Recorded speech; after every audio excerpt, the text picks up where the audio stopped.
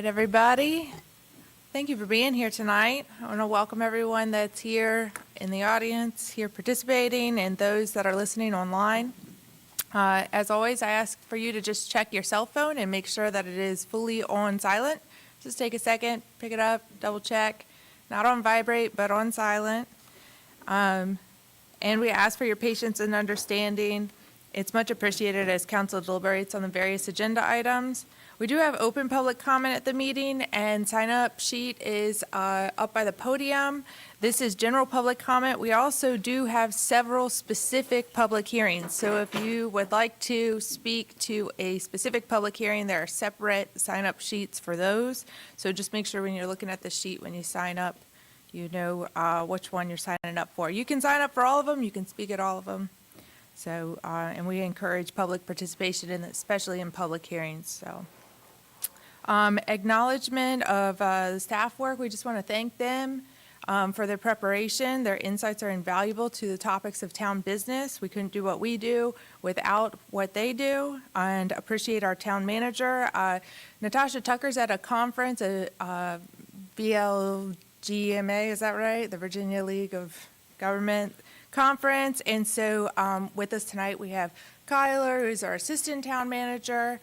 We operate under the council manager form of government, and our manager handles daily operations and department administration, while the council provides direction, authorizes policies in accordance with the laws of Virginia and the town charter. Each council member has the ultimate responsibility to contribute and vote distinctly. However, the council does work as a body. We are duly elected to serve responsibly and ethically the citizens of Colonial Beach, and participation of each member contributes to effective leadership. Collaboration is key in this process, and it's also key to productivity in all local government. Let's engage in constructive discussion, remain open to different perspectives, and work together for effective resolutions. And finally, I just remind everyone that the meetings of the Town Council are formal proceedings and are thus recorded. And with that, we will call the regular Town Council meeting Wednesday, February 18th, 2026 to order. I got 6:02 now. If you would please join me in standing for a moment of silence, which will be followed by the Pledge of Allegiance.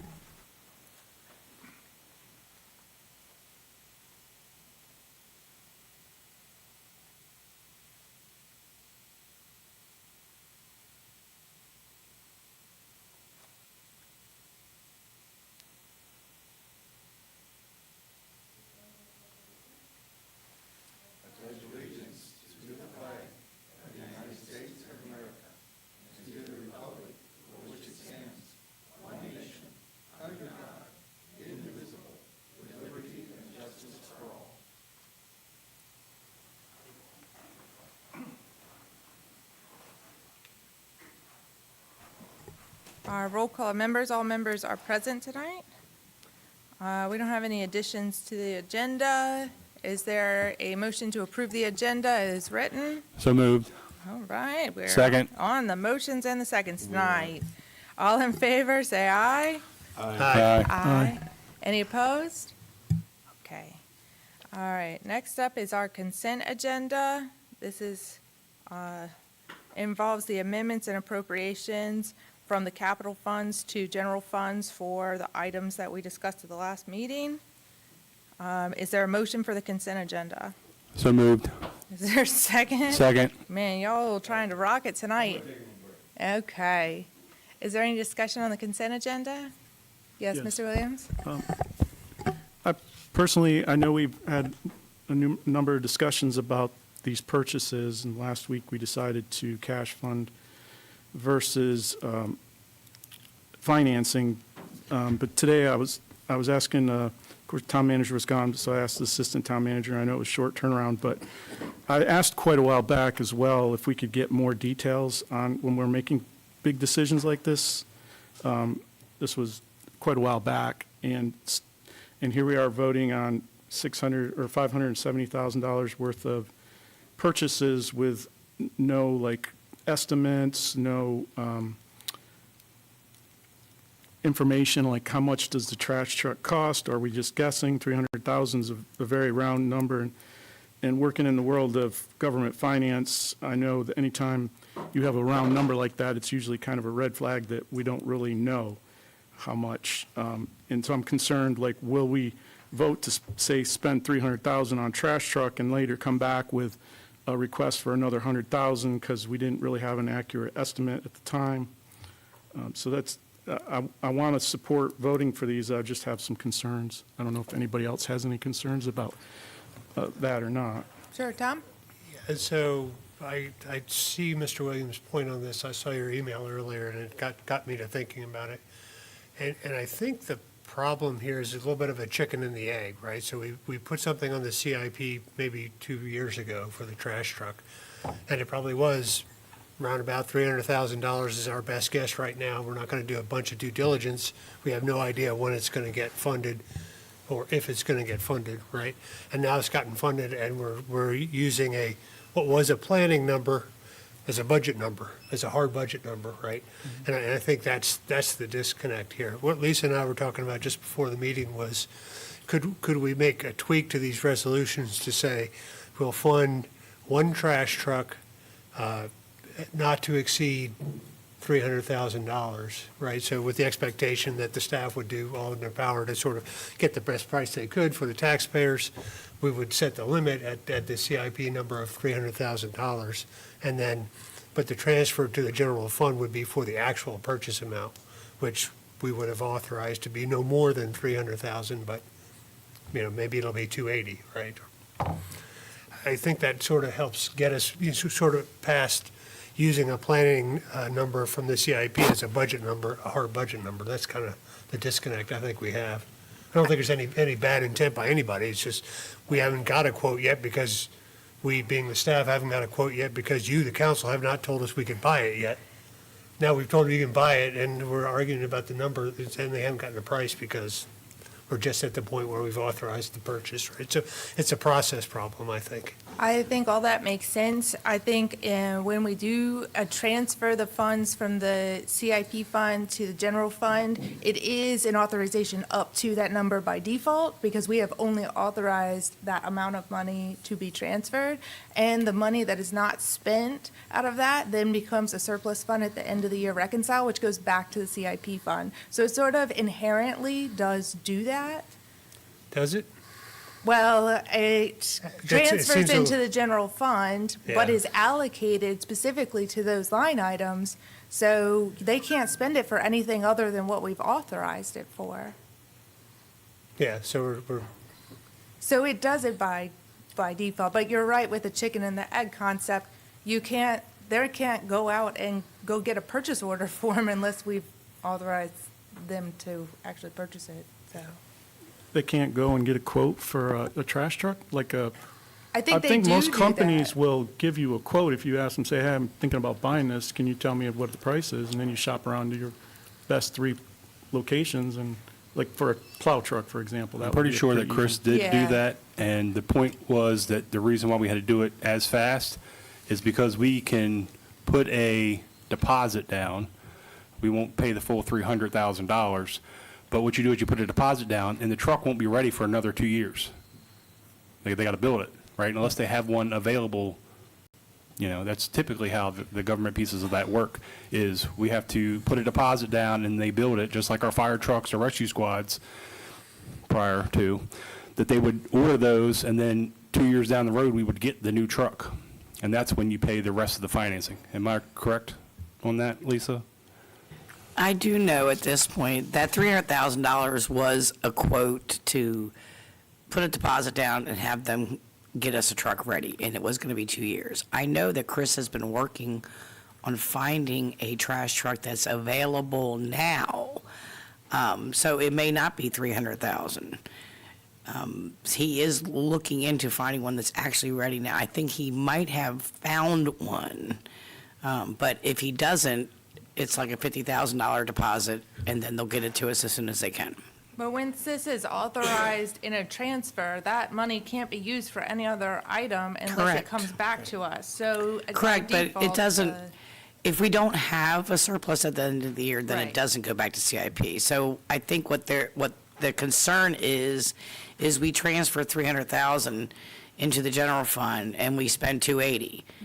The 20 gets absorbed somewhere that we overspent, put it that way, and it doesn't roll back into the CIP. I think what they want to do is to put that language in there so the actual cost is what's transferred to CIP, not the And estimate that we have can put in the authorize to transfer CIP. that ahead of time before a payable receipt? See, how would you, We would Yeah, authorize- we would have to track what's going on. So usually a budget amendment is done, council approves a budget amendment, that gets put into the GL. So we would move that 300,000 out of capital improvements into the general fund, and then they'll go after their purchase. right, And then, once the purchase is done, there's no tracking. What we need to do is put that other step in there, that if the money is less, then we need to make sure we transfer it back into the CIP. well, you say there's no tracking, but that's not true, because at the end of the fiscal year, we have a line item amount of everything that was deficit or, you know, whether it was over or under spent. Correct. Yeah, so I just, Yeah. okay.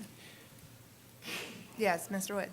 So is it a fair statement to say, Ms. Oaks, that anytime that you ask for funds for a particular piece of equipment, you've gotten a quote for it, correct? Yeah, when they built that CIP, they went and got quotes. Correct. So they had an accurate number at the time. Right. Or at So least a we're good not putting a estimate. pig in the poke number into the CIP? No. Okay.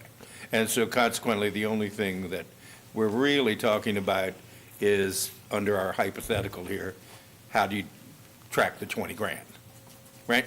Right. So there's nothing that anybody is sliding through the cracks. We know what we're spending before you ask us to spend it.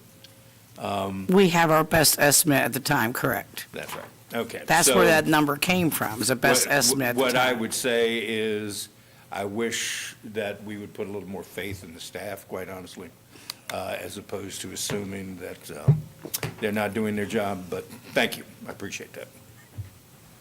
Question for you. Is it unheard of, or are we ever allowed to see the quotes as part of an attachment to see what they quoted us? Like if it's 995, but. I we're asking believe for when the 300? CIP was done, all of that stuff was given to the planning commission, and the planning commission had all of those attachments when they gave the CIP to council. That's what I remember from last year.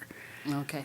So, Yeah, well, I've just gotten here. Yeah, so I know, Some things I'm I seeking know. clarity on, that's all. so when we do, I mean, we could definitely share that information with council when we do actually get a cost of it. And by the way, the planning commission does share that information that they put into their documents and so forth.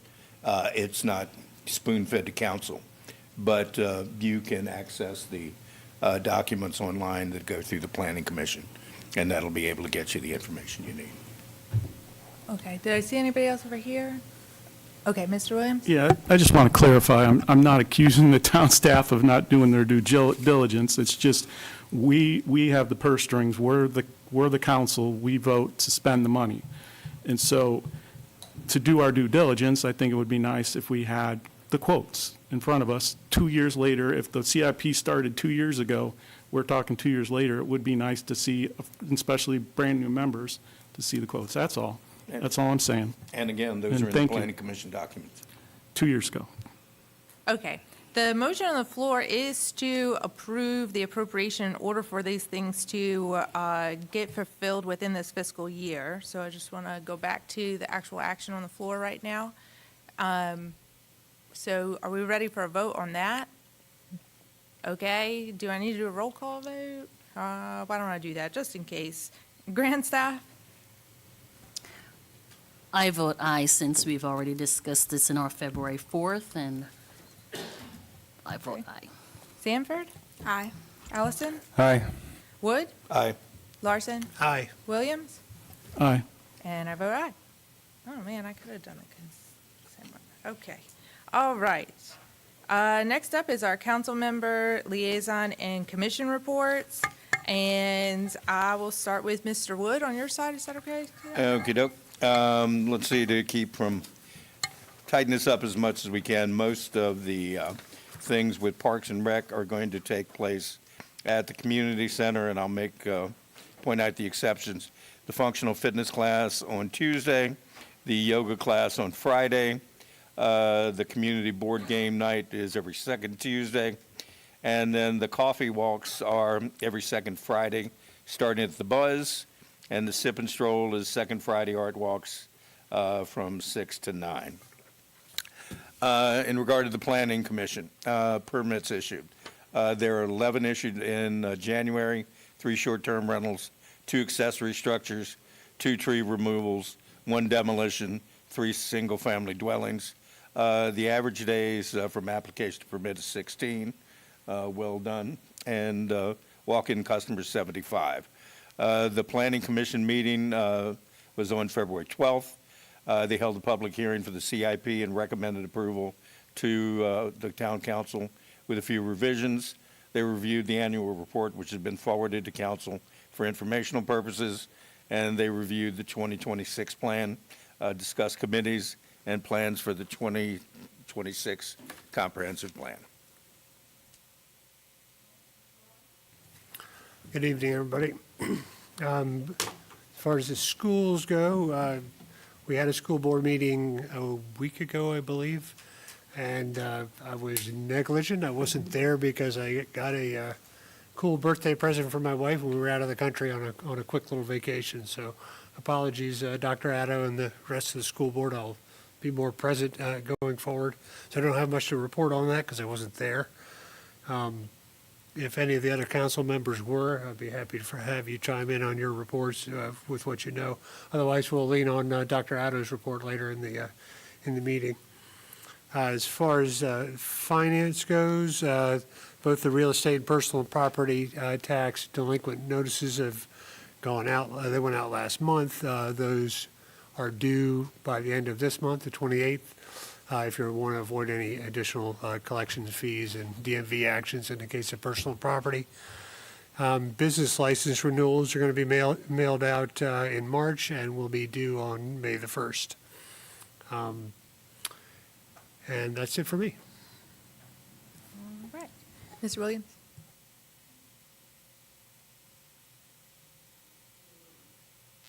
Microphone on here.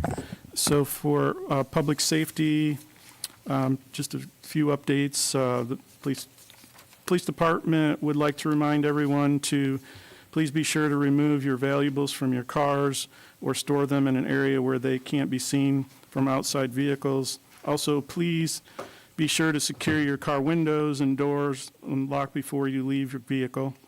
Also, the police department will be hosting their monthly neighborhood watch meeting on Thursday, February 26th at 5:30 in the department's community room. If anybody knows where that is, it's basically on the right side of the bank. Discussion topic will be investigative tools.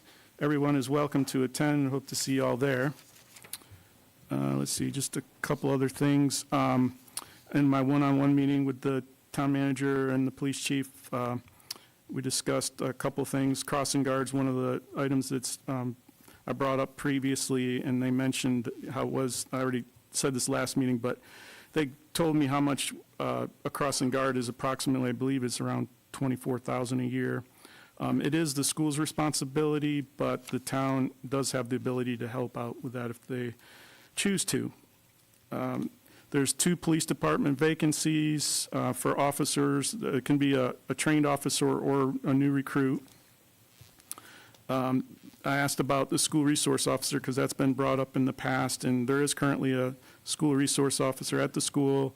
They're part-time, and they're also currently combined with the DARE officer, which is not necessarily always the case, but it is currently the case. And I also asked about something that the mayor's brought up in the past. I think it's called SS4A, I believe. It's the Safe Streets for All. I know that it doesn't necessarily fall under the public safety police department, but it is obviously something about, keeping the community safe, and it has to do with sidewalks and crosswalks and stuff like that. So something just to kind of keep on the council's radar, since I know there's multiple members that would support trying to get something like that. And also and when I was asking the town manager about that, she said she's actually taking I think it's an 8-week course. She has to finish that before we could actually apply for that funding. And then just one other thing, not about safety, but just something in general, to remind the citizens and also to see if we can get clarification possibly in the future from town staff. We passed the tree ordinance last year to prevent people from topping trees and basically killing the trees, leaving almost no branches on it. And during that discussion, and when we passed the ordinance, I believe it was written into the ordinance that we couldn't have any more than 25% taken off of a tree without being penalized. And a few weeks ago, myself and a neighbor, we have trees, my house and then 2 doors down, we have trees that are basically on town-owned property. And so we weren't notified that the town was doing anything to the trees, and so we raised concerns. Basically, the tree company that was hired by the town took off probably, one neighbor estimates 90% off their tree, and I would estimate at least 50 to maybe more than 50% off of my tree, or the tree that's in the right-of-way behind my house. And so, to me, that would be I'm not accusing the town, but I'm just saying that we need to make sure that our tree companies that do work for the town or do work in the town are aware of that 25% rule, and that, also I would just recommend that the town notify community members, even though the tree's technically owned by the town, it's on homeowners' backyard, so it's kind of like their tree, even though it's not. I mean, my tree hung over my yard like 30 feet, so even though it wasn't in my yard, it felt like it was. But anyway, I just wanted to let council know that that's something that's a concern been raised by myself and other community members. And that's all I've got. Thank you. All right. Ms. Grandstaff? Good evening, everyone. Reporting for economic development, which is twofold. First, we'll start off with tourism. The Cooperative Virginia 250 campaign between Colonial Beach and Westmoreland County is successfully moving along with development of the Heritage Passport and Sticker Program. Downtown Colonial Beach overview, Charlotte Cole and Kelly Vaughn will attend the 2026 Main Street Now conference in mid-April in Tulsa, Oklahoma. Downtown Colonial Beach anticipates receiving its full national Main Street accreditation at that time. Moving on into economic vitality, we have some stats here regarding the housing, which is on the minds and people wanting to know the information. Monthly supply, 3.73 months, month over month, 25%, and year over year, 13% increase. Median sold price, $339,900, which is a month over month, 7% increase. Sold to list price is showing at 99.36%. Flat median days on the market showing at 58 days. In our new active and pending line item, we have 30 new, 85 active, and 8 pending listings. Current market trends are indicating a balanced inventory and competitive pricing, presenting opportunities for buyers to make informed decisions. And lastly, the EV is in the process of revitalization efforts, which consists of discussion on revitalization of the Colonial Plaza Shopping Center, including potential grant opportunities. Also, proposal to reach out to current owners for discussion on collaboration and improvement efforts. Interest in exploring partnerships with local entities, including the county's IDA, which is the Industrial Development Authority, for funding opportunities. Charlotte Cole will connect with Dale Hendon and Joe Kelly in exploring these initiatives. And that's it for my report. Thank you. Thank you. Ms. Sanford? Good evening, everyone. So for NGOs, I was not able to attend they had a meeting at the beginning of January. Since I was not the liaison at the point, I was not able to attend. So bear with me as I'm kind of piecing together from their Zoom report. But it looks like there was a big discussion they had about volunteer opportunities, And then also there is planning for the upcoming Osprey Festival, which is going to be on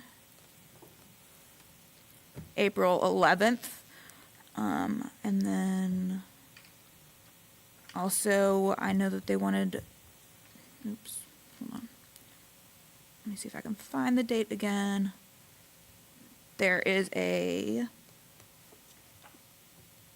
this Saturday, the 22nd at 2:30 p.m. at the First Baptist Church of Colonial Beach. There's a Black History celebration that all are welcome to attend, and that is all I have for right now.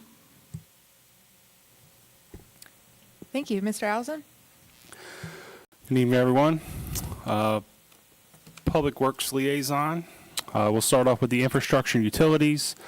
There was 3 water leaks repaired, 4 cleared sewer backups, emergency water shutoffs, so there was 15 conducted due to the extreme cold conditions. They flushed approximately 2,500 linear feet of sanitary sewer main, which is about a half of a mile.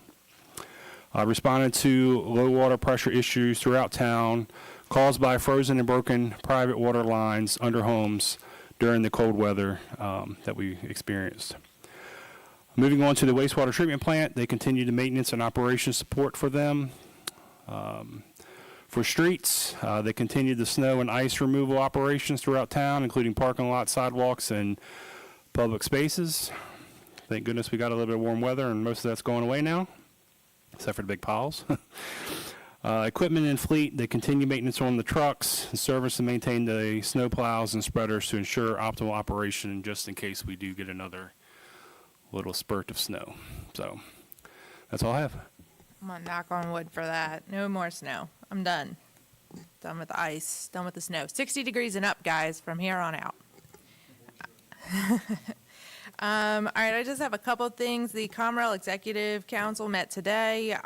The next Comrel, which this is a joint meeting of all of the communities associated and related to the bases of Dahlgren and Indian Head.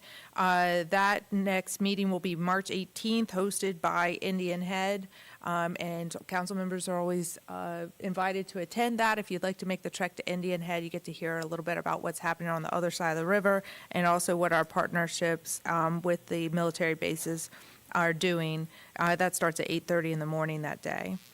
I did attend the school groundbreaking for the new addition as well as Ms. Grandstaff, so that was a very exciting day to see that improvement, a long time coming, and very proud of the progress on that. They are well underway, though. Demo is, I mean, it's pretty much demoed now.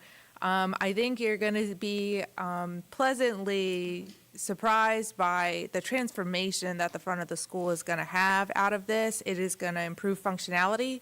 It is going to improve safety, school safety, shooter, school safety, lots of things like that. It's very important that we're doing this. It's not just to be pretty, but I will say it will start to reflect the pride that we have in our school system a little bit more on the outside than the building currently does.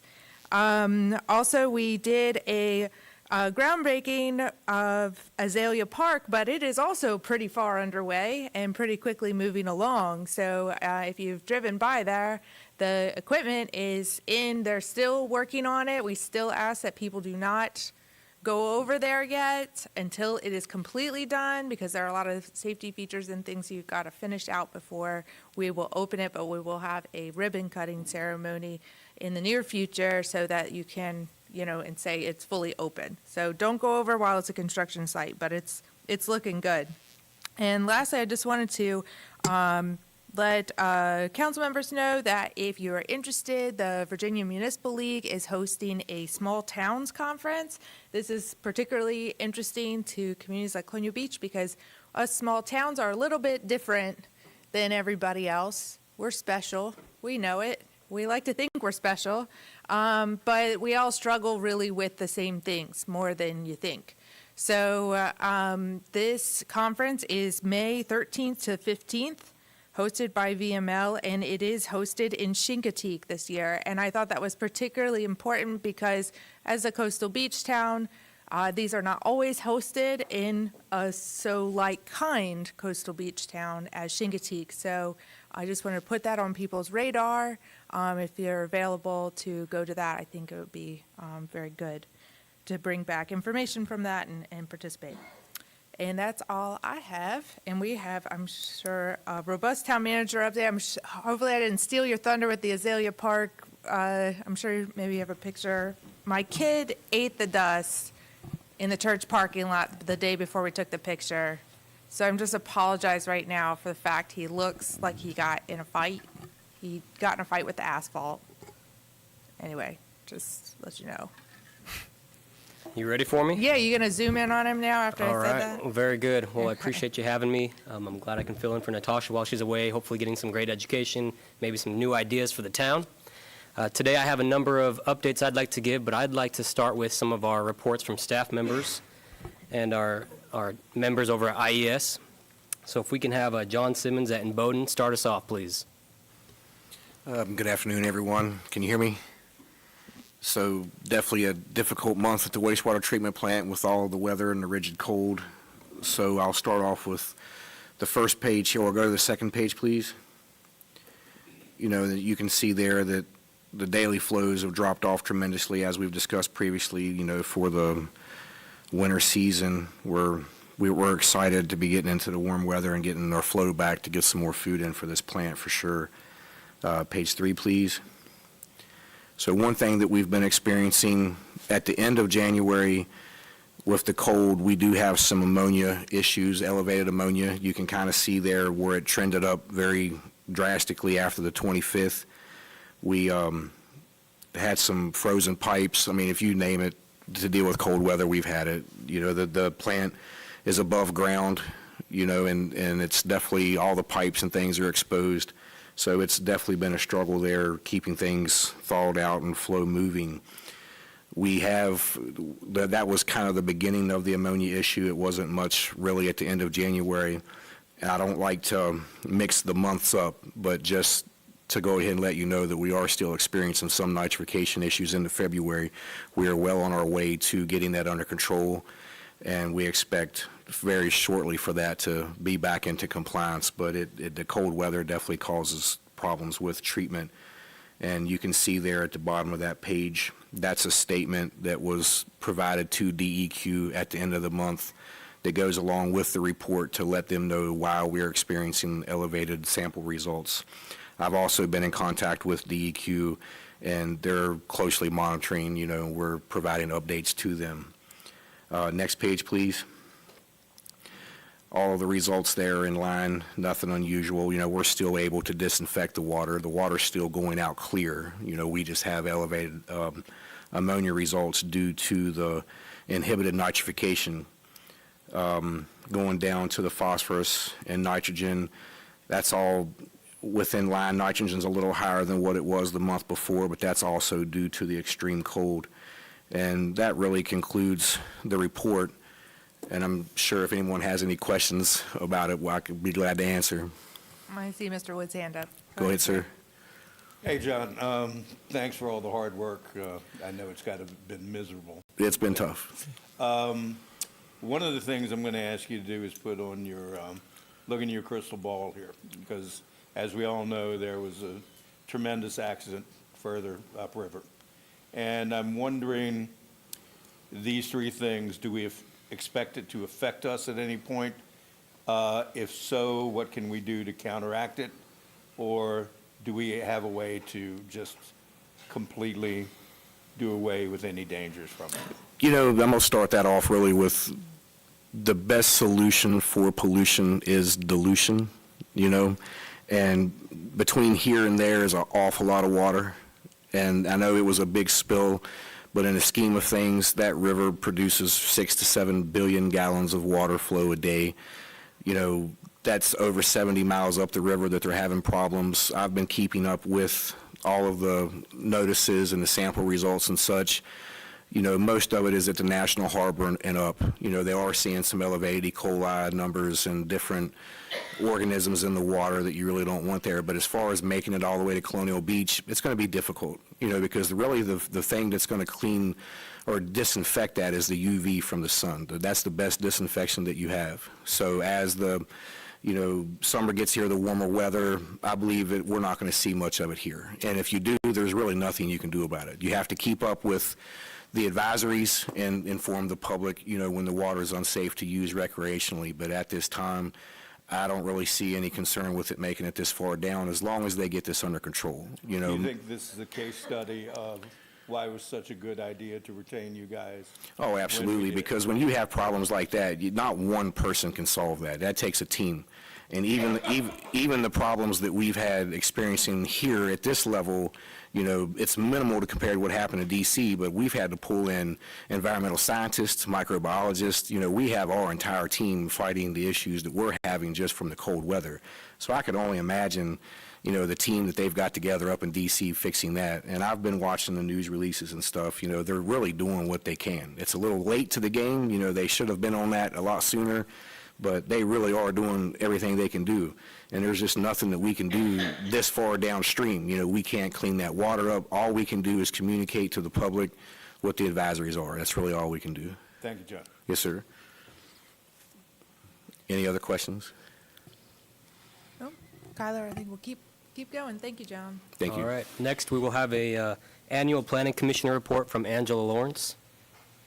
Thank you, Mayor and members of council. At your desk, I believe you have the Planning Commission Annual Report. Virginia Code Section 15.2-2221 requires Planning Commission to make an annual report to the governing body concerning the operation of the commission and the status of the planning within our jurisdiction. Annual reports at your desk. It includes a summary of the commission's actions and activities for the year. At the February 12th meeting, Planning Commission voted unanimously to accept the report and to forward it to you. It's for your information only, and we will post it online. Hang on, if you'll go, let me, so, go down, sorry.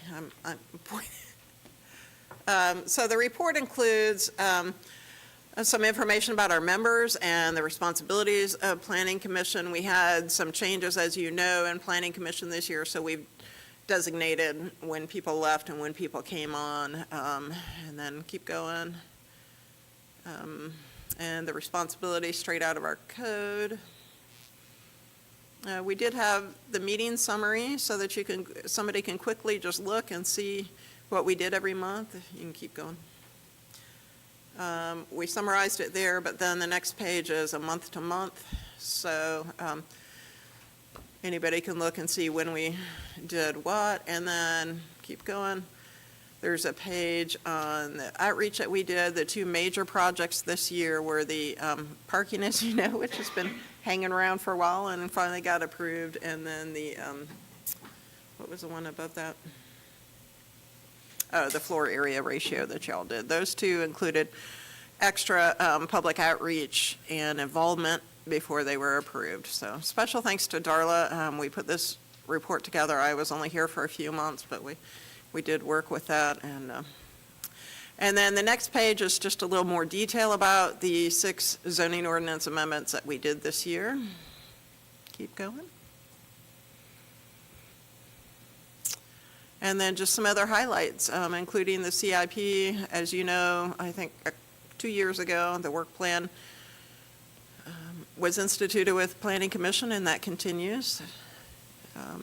The comprehensive plan projects, we will be hot and heavy in the coming year doing the comp plan, and we've got committees that'll be meeting, and we'll be working on that, and you'll hear about that because you'll be part of that. The CIP will be coming to you in the next couple months. Keep going. And then, I think I've already covered everything you'll be doing, so I'm available for questions if you have any. Yes, Mr. Williams? Yeah, you just mentioned the CIP. Could you tell us, where you're at in the process, and when can council maybe get a glimpse of the draft so we can kind of see what's coming our way? So the CIP has already gone to public hearing with the Planning Commission, and they moved it forward to you. I think we're going to work on getting it advertised during the budget cycle. It should be available online through the Planning Commission, but I can work with the town manager's office to get there. We do have a couple of changes in Planning Commission that have not been made yet.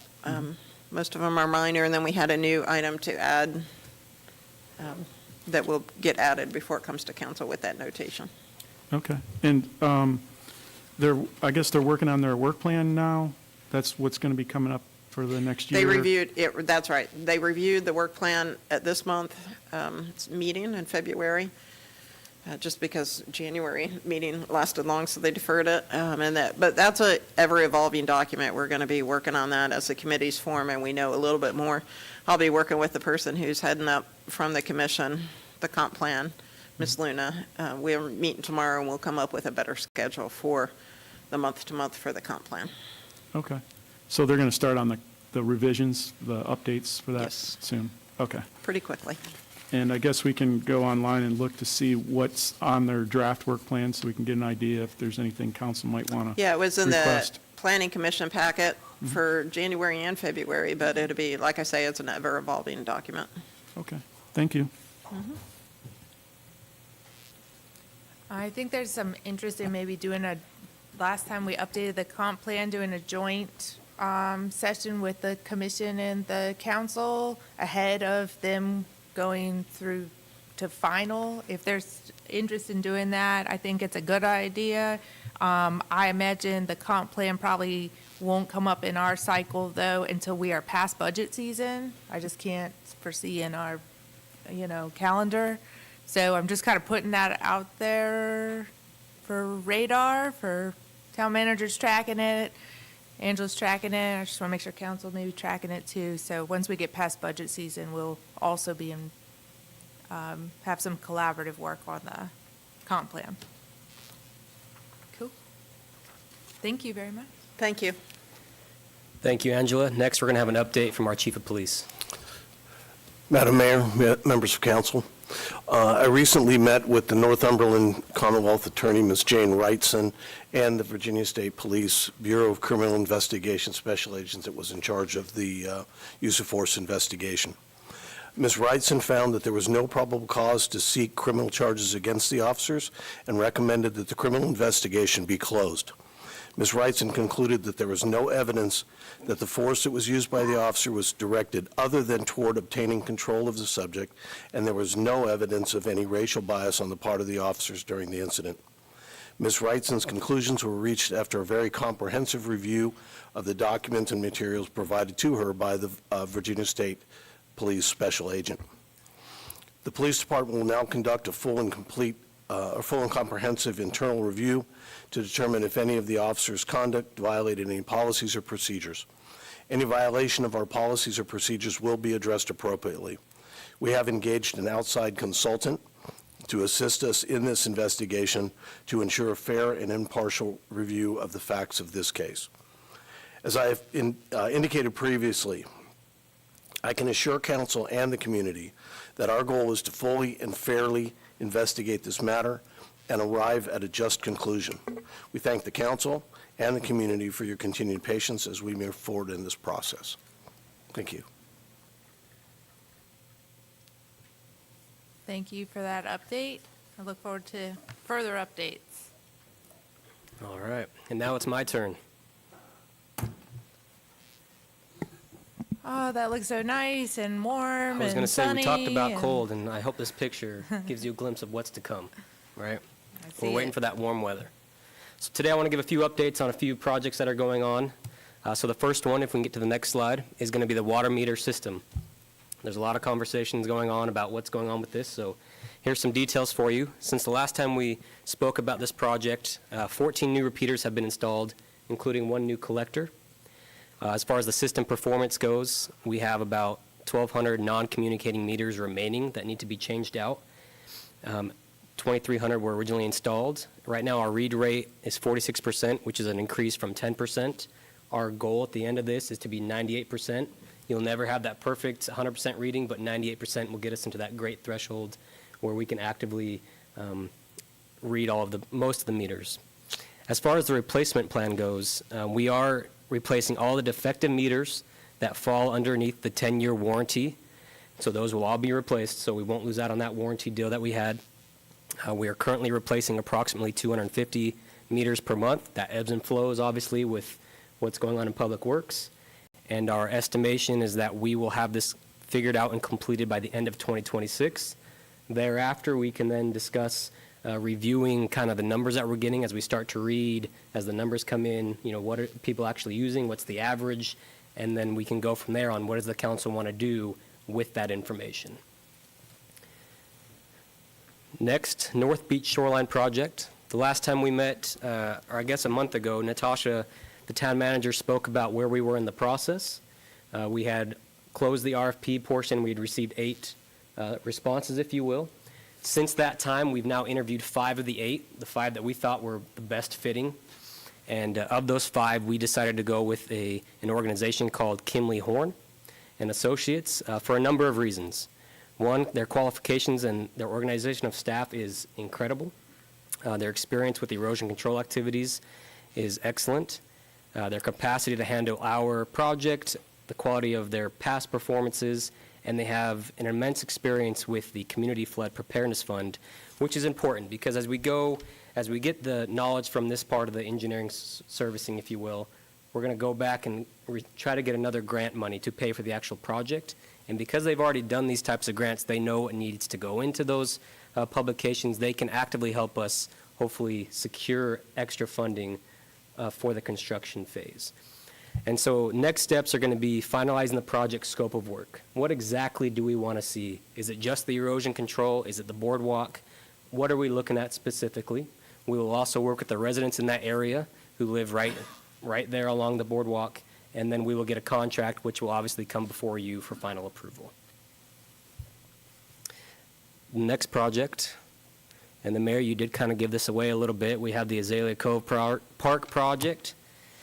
And we have some great features going in, as you all saw, and we're excited to get it done. We don't have a timeline yet for when the concrete will go in and that park will open, but it'll be in the next few weeks, hopefully. At the top there, you can see I put in immediate reactions, and these are on Facebook. And I want to share these with you real quick. So we had 33,000 views and 16,000 individual viewers on Facebook from this single post that we put out. Why is that important? In my opinion, it's because people are excited about the park, right? Today on social media, we get a lot of people who are happy, unhappy, but when we look at this park, people are happy. And the 33,000 views is the most we've ever had on any post we've ever put out. So I'm excited that there's so much excitement about this project. It doesn't hurt that there's an adorable, cute baby colt in the photo, I will just say, because that snuggly little baby right there probably got us a few thousand views, I would say, because it's so cute, so. That could be the case. I'm going to just gonna say give it's a the little park shout out just so to we Maggie take on credit, that. but Councilmember Sanford will Didn't hurt. let you have that as well. So we're looking forward to the park. We will keep you and the residents updated on when we will have a ribbon cutting, and then we will open that bad boy up in the spring so kids can go and enjoy and play. And I talked about social media a little bit, and I think we need to shed a little bit more positive light on town staff, on town things going on. So this next slide is a little special to me as an assistant town manager. We get a lot of people calling in to say thank you to staff, and you don't always get to hear about it. And so on this page, I just want to call out a few staff members that have received positive news or interactions with the public. So the first was Ricky and David in Public Works. And we all know Public Works has been working their butts off for us over this winter time. But I want to read this note that came out just this last week. When I called the non-emergency dispatch at Public Works over the lack of water pressure in my home, I was relieved and happy to speak with a live person. Within minutes, Rick was dispatched and arrived at my house. Rick was very personable and informative. Shortly after, David Knapp, also from Public Works, called me. Even with it being a holiday weekend, Dave made it clear that he was concerned and quite willing to come immediately to dig the water line and solve the problem. Instead, we agreed he would come Tuesday. Workers were out first thing that every morning David informed me of the cause of the problem, and that water pressure was restored.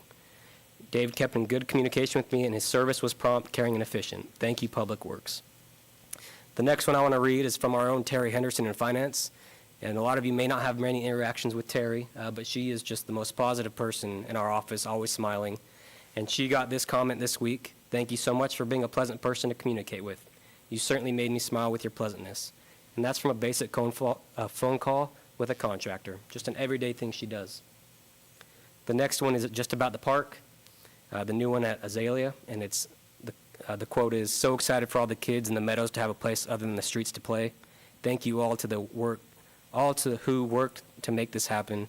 Those workers putting everything together in the freezing cold are amazing." I want us to remember all the work that we do, all the work that staff does. And so I appreciate them. I think the residents appreciate them. We don't always agree with what's going on or how we're going about it, but I want to shine light that our staff is providing exceptional services, and I'm proud of them. So thank you all.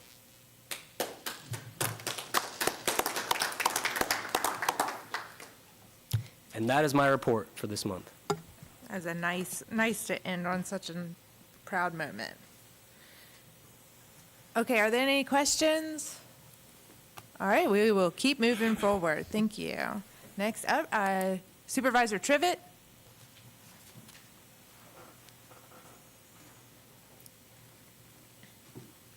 Welcome. Madam Mayor, Town Council. I didn't have it in my notes, but after hearing some of the comments, I did talk to somebody that sells wholesale oysters, and they've already seen a decline in sales, and so there may be some point in the near future where the county and the town need to figure out how we're going to promote the river again, because all people hear is Potomac River, and it's going to affect fishing, shell fishing, and all those things most likely, even if it's, I mean, there's going to have to test, something's going to have to happen probably in the next few months to try to help people feel safe that whatever's coming out of that river is safe to eat. So it's unfortunate, but what's happening up there is going to affect us, and it already is. So I just wanted to say that. I think we did a great job at trying to prevent duck hunting in Monroe Bay. Unfortunately, it made its way out of committee but was killed on the Senate floor. So SB 807 didn't pass. So when we get all those complaints next year, like we got this year and the year before, you know, I can only tell them now to refer them to the legislature, because we did everything we could do on the county side and the town side to try to stop it. And unfortunately, the legislature didn't do it. So just wanted to make you aware of that. It's unfortunate. We're in the process of doing an RFP for the 2028 reassessments for the county, so it's about that time coming around again. They're on a schedule of every 6 years. We're going to look at whether we need to change that to every 4 years down the road.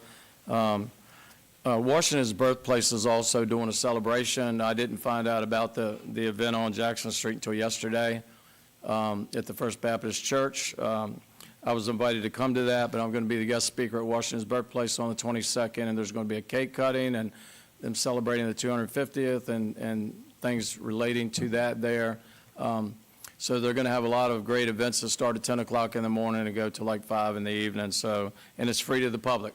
So if anybody wants to come to that as well.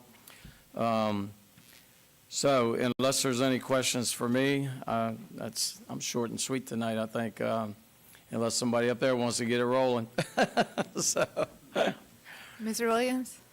Oh, yeah, I did have a question. I wasn't sure if you were going to bring it up tonight or not, but I asked you earlier today about the voting thing, the 90 days required. Yes. Could you, like, give us a quick update on that? I'm not sure, I know you and I talked, and I'm not sure if that's going to impact us as a council, since we may not handle the election part of it, but it would be good for the citizens to. Yeah, and I still don't know that, and what Mr. Williams is referring to is the General Assembly redistricting, and that numerous counties are in the process of passing a resolution, either to send to the General Assembly, or to send to the governor, or to send to the court, to ask for stay of not early voting, because I think it's March the 6th may be the date of early voting.